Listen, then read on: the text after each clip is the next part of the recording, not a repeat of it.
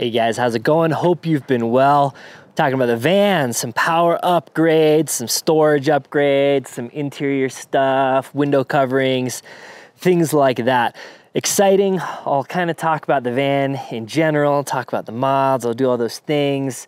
Apologies for another lame driveway video. It's a busy month for me. We're Ashley and I are getting married at the end of the month, so I'm having family and friends coming in downtown, scheduling appointments and meetings and all. It's just busy month. So some of you will be glad to hear I'm taking the Tacoma's right here in the garage, taking the Tacoma out camping this weekend. So you'll see a Weekenderlander with that soon. Plenty of van adventures to come, actually. So we did some power upgrades that I'll talk about, some interior upgrades, window coverings, and then I'm getting kind of the back here dialed in. Got a bike rack that I've used. I'll show kind of loading the bike onto this thing. And that's what you can kind of look forward to in this video. Actually back here as well, you see this? I hear a lot of hearts breaking right now and a lot of people crying and some people happy. This is a 2007 Toyota Sequoia, first gen Sequoia. And my Lexus LX 570 is gone.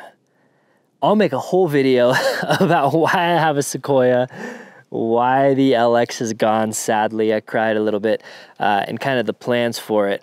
But basically in a nutshell, I have some vehicles that are crazy, right? $200,000 van, basically. And people think that you need this kind of stuff. And granted, this is amazing. I absolutely love this thing. And if you can swing something like this, by all means, go for it. Incredible, but not everybody can. So this is kind of for you guys, but I'll talk more on that later. But if you have any questions about it, ask them so I can answer them in that upcoming video later. Sweet. Okay, the Jayco Terrain 4x4 Sprinter, 4x4 chassis, Jayco Terrain. Jayco is the company that upfits this Sprinter. It is the Terrain 4x4, if you're wondering. And I've modded it a bunch. I've kind of trying to make it perfect, basically. We got the ladder on here, I got the solar panels up top. I'm gonna do some more stuff up there. But one thing I wanted to do was give this baby a little bit more power. It's a turbo diesel, has okay torque, like, you know, it's certainly not fast. Even the van empty wouldn't be that fast, but I'm guessing like a completely empty commercial van would feel okay. Once you start adding, even though these are super lightweight backwoods bumpers, once you start adding a winch and a full RV build out on the inside, roof racks, more storage, giant batteries, refrigerator, beds that go up and down, the van starts getting heavy and it starts getting kind of slow. So I did two modifications here that I'll show you that have helped improve the performance. First thing is called the PedalBox from DTE Systems. Agile Off-Road sells these. They love them. I reached out, asked about them. So this basically here, you can change the modes.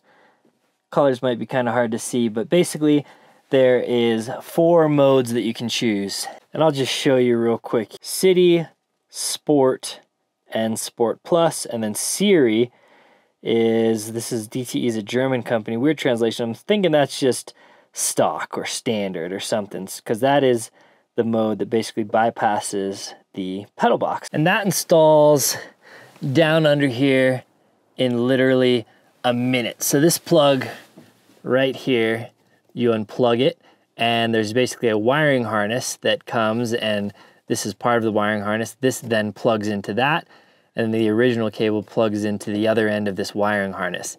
And then you just mount this. I'll probably clean up the wiring a little bit, run it a different route, but that's the controller. And what this whole thing does is basically improve the response of the pedal by a ton. Anyone that drives these Sprinters know there's a crazy amount of lag once you stomp the pedal. And it's not even the turbo lag, though these things do have turbo lag, it just has some weird throttle lag. And it's almost dangerous how much lag there is. So this really cleans that up. It's almost like a required piece of equipment. It doesn't necessarily really give it more power or anything like that. It just improves the response by a ton, and you notice a difference off the line using this thing. It's hugely helpful. I installed this thing first before what I'm going to talk about here in a second, just so I could test the improvements with this, and then I add the other power control unit, and I kind of get that nice little combo. So anyways, this cleans up the throttle response a ton on sprinters. If you're new to sprinters, if you have a sprinter, you're like, man, this pedal sucks. That's what this thing helps with. So in addition to improving the throttle, I also wanted to add power. So we got the power control. This is actually the PowerControl X in here. DTE Systems did send these out to me, so huge thanks to them. I'll report back in some future videos. I've basically just installed these this week. I've driven them up and down the mountains and stuff here a little bit. I haven't taken them on any extended trips, but the power is definitely noticeable. Now, so this improves the throttle. Like I said, this is actually a tune. So I've tuned a ton of cars through the years, not me personally, but I add tuning kits to them. Any car with a turbo, which this has, turbo diesel, is incredibly easy to get more power out of. And I usually just work within like a manufacturer's thing. I don't like do a custom tune. I don't do anything crazy. I mean, I have on some Subarus and stuff, but usually for reliability, I'll just do what they think is best. So these guys are out of Germany. They do a lot of German cars, but actually a lot of every car, Japanese cars and everything, but they are a company that's out of Germany, and they kind of, I feel like, are a little more well-known in the kind of Volkswagen, Audi, BMW, Mercedes space. So this, obviously, Mercedes Sprinter, so they are very knowledgeable in this world. So this isn't an install video or anything, but I'll show you a little bit. I just don't do install videos. I'm usually doing installs at midnight or like while I'm eating dinner, or like I have 5 minutes and I start something and then I finish it later. So I'm not an install channel at all, but this is relatively straightforward. This is basically the control unit. Sorry, this cable here is my ham antenna going over that, but I just mounted it there. Agile actually sells a little bracket for it to mount on. So it's kind of up and out of the way. And then coming from it, there's some wires. The wires now go down under here. So you do have to take your intake off. That's relatively easy. You basically pop these out, slide it out. You don't actually even need to undo any bolts. You undo this, this, this, and this, and you can pull it right off. That'll allow you to access the cover here. You'll need to take this off, which is just one bolt here. Pop the cover off. It just has, you know, those little rubber like kind of detent fittings. And underneath here are two plugs that you have to access. One of them's right around here, and one of them's on the back of this bar, more like back there. And it's the same thing. The harness has a plug that plugs into the thing that you just unplugged, and the thing that you just unplugged plugs into the harness. And this took maybe like 30 minutes just because I had to kind of figure out how to get the air box off. And this was kind of a little bit awkward to access back there, but super straightforward. There are some instructions in there that anyone with any mechanical inclination should be able to do, but if not, there's plenty of shops that'll install this for you. So you can control most of the stuff with the buttons on the control unit there, but they also have an app. I'll actually just show you it here real quick. So there is a little app you can download that kind of shows you some stats as well. RPM, acceleration, and then you can change some of the settings here as well. You can deactivate power control altogether, change what mode, sport, dynamic, or efficiency. You can also go into settings here, change a bunch of little things.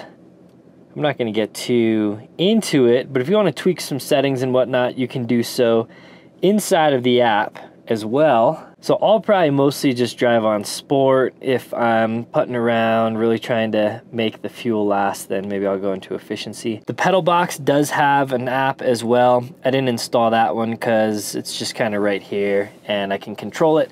But if I did want to control the power control, That's all underneath the hood. So having the app for that is kind of nice, but for the pedal box, I'll probably just control it right here. And so that will give you a dynoed plus 36 horsepower to the wheels, wheel horsepower, as well as 46 foot-pounds of additional torque. So a noticeable improvement. There are, again, some different driving modes you can set it to, so you can kind of do what you want with it, but both of those have definitely added a little bit more pep to this fat pig. And so swing around back here, and let me just tell you, I absolutely love having a van. I'm partnered with Jayco. Again, if you guys watched my older videos, I had the Jayco Swift, and I just loved having a van, not even necessarily for camping in it, though it is awesome, obviously, to camp. It's a full-on Class B RV, all the amenities, full bathroom to include the kitchen sink, but I find myself using it a lot just to go to trailheads and whatnot. Ashley and I don't really care for stand-up paddleboarding that much, but Ashley loves it. So I'll usually go with her and do some paddleboarding. I'm more into mountain biking. So back here, what we have is the Owl carriers. This is called the B2 carrier, Owl B2 carrier, and that is a box and bike carrier. It connects here to these beefy hinges on the Sprinter platform, and then you drill basically one hole into here. So I did that. And then on the left side, we have the Sherpa. It's kind of hard to see because it's blocked by this Max Track. So it's basically this grid and whole big aluminum panel that you can just kind of, it's modular. You can mount whatever you want on it. If you watched the last camping video, I had just mounted this and didn't have anything. So you can kind of see the naked panel there. And then these again mount to the hinges, and then over here to this kind of beefed up. So it's kind of a 3-point thing. Primarily the weight is supported on these hinges here. So you can kind of mount whatever you want to it. Owl also sells like a spare tire carrier, but my spare tire fits underneath. So I'm just gonna keep it there and mount all kinds of accessories here. And so this is actually a box from Backwoods. Little gas strut in here to hold the door open. This is lockable, has a little lock, and then you can also put like an actual regular lock through the handle as well for extra security. And this is just a big old box. I believe it's like a 30 by 18, or actually I think it's like 24. So I think it's 30 by 24, and then I think it's 15 inches-ish deep. So a lot of room in here. You can see my hand, look how small it looks in there. Nice room. Actually drilled a bunch of holes and stuff, so I got some aluminum shavings that I gotta get out of here.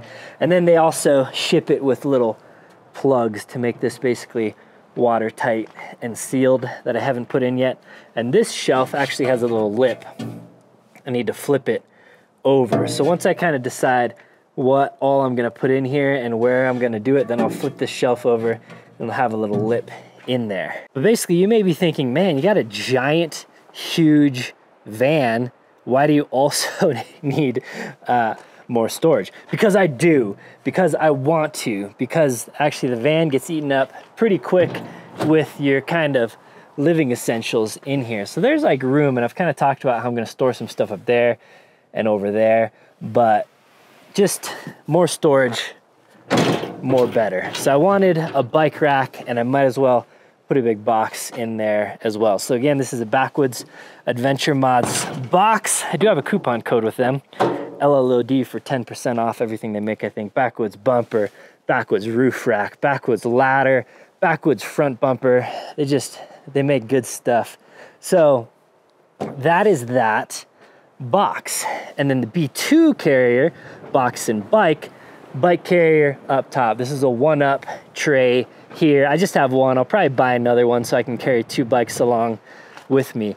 But it mounts here, and you'll see it kind of hangs off the edge here. And with the tire on, I'll toss the bike up just so you might think it's kind of high up there, and how do I get it up there? Well, I just muscle it up with a 50-pound e-bike. Not super easy. If you're smaller or weaker, that would be very hard. But a regular, 25, 30-pound bike would be much easier than an e-bike. But otherwise, you just bring a little stool to step on and then load the bike up. But I'll show you that in a sec. But I have the box mounted. I don't know if you can see. I got little rubber washers and then mounted it, and 4 bolts on each side. Had to drill into the box, kind of pick and choose where I wanted to mount it. It's here, right above that lower rail. And then these 2 bars come with it. So this is what you'll clamp these on. I actually need to get longer bolts here before I do anything too crazy. I have those on the way. And then your 1-up bike rack. You know, some other trays may work on this as well, but that's basically the setup. I will sell some other stuff. You can mount some more stuff up there, but I'll probably just leave it like this. And then on this side, you can really mount whatever. Obviously a Max Trax, these are a set of Max Trax Extremes. They go basically the full length of this thing. You can mount, a lot of people mount like gas cans, a lot of people mount shovels, obviously. I mounted a propane tank for when I want to have a little propane fire pit or cook outside. It's been a very dry March and April, so I'm guessing there's going to be some serious burn bans going on in Colorado this summer, unfortunately. So propane, depending on what stage of fire restriction there is, you can still use propane fire pits maybe. So this is a 10-pound, this is on a power tank mount that doesn't actually fit it. I think it's supposed to. I got to reach out to Power Tank and see. I bought this a while back, kind of assuming this tank would fit into this mount, and it does fit for the most part, but this needs to be a little longer. It's maxed out. It's at the furthest pin back here. So this is actually really secure. I can like shake the whole van in it, but this is not how it's supposed to be. This is supposed to be clamped, obviously. So I got to get that dialed a little bit, but it fits nicely on the rack. And then over here is a cool little mini shovel called, I forget what it's called, mini shovel, maybe from this company called Agency 6. And I'll link to all this stuff down below. They custom made this. They make it in like black and red. And I was like, you guys thinking about doing any orange runs? And they're like, you know what? We'll do a test orange run, see how it goes.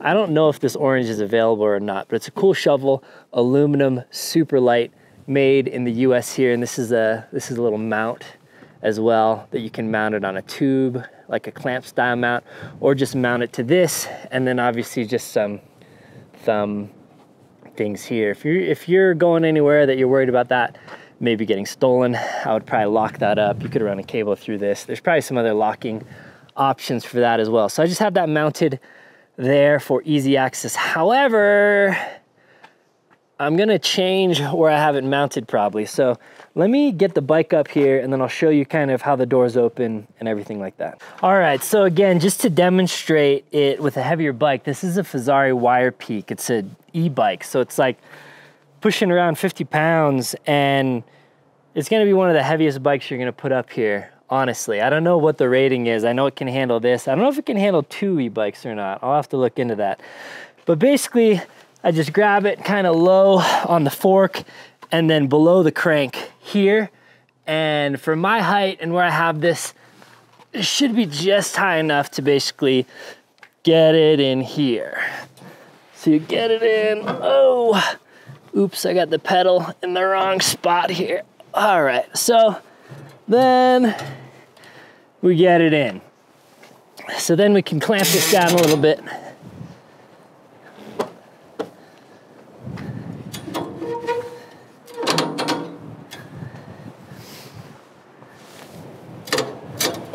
Seriously, worst days to film. Freaking so windy right now. So anyway, it's up here now, as you can see. Loading it up a little bit harder, in my opinion, than getting it down. And so now it's up there kind of below the height of the van. So any clearance that you have for the van, the bike will fit underneath it as well. The handle, again, you can kind of mount this closer or further there. And that's kind of the clearances we got going on. I really love using the van as kind of just a hangout spot before or after a ride. Maybe have some beers in there or something. It's just a nice place to hang out with friends after. And you can wash your hands off in the sink, stand up, change out of your sweaty clothes. Love using it for mountain biking. This is one thing that's a little bit weird on this. Now, there's a lot of people running this setup, and I might be able to shift it over a little bit more this way even. You definitely don't want to go more than halfway, but I think the owl guys say you can move it a little bit more than this. So basically what we have here is a bike tire that's sticking out a little bit. It's not really sticking out any or much further than your rear view mirror or your side view mirror. So you can kind of use that as a gauge. Granted, it's probably another couple inches out from the mirror, but basically if you're pulling in somewhere tight, that is the one thing you're gonna have to pay attention to here, is that it sticks out this way. Now, some people do actually mount these trays vertically here, but they cannot handle the weight of an e-bike when mounted like that. So if you have an e-bike or a super heavy downhill bike or something, this is kind of your ticket. But again, maybe I'll favor it to the left just a little bit. But I've gone mountain biking once with this. Driving on it seems pretty fine, stable, no worries there. So the cool thing is, again, the reason I like these whole setups is because it's not a separate swing out thingy that you have to mess around with. You just open it like this. So you open that up, the whole thing is opening, and it feels super stout and solid and secure. So you don't have to take your bike off to access the back or anything like that.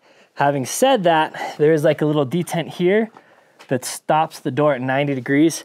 If you go further, you are gonna hit. So you can go further than that. They did extend these bumps out a little bit, but my bike anyway does hit this extension on the side of the van before that comes into consideration. Granted, this detent here is pretty robust. So if you just open it to right there, you're gonna be fine, but just something to be aware of. Now, same deal with this, just opens with the handle.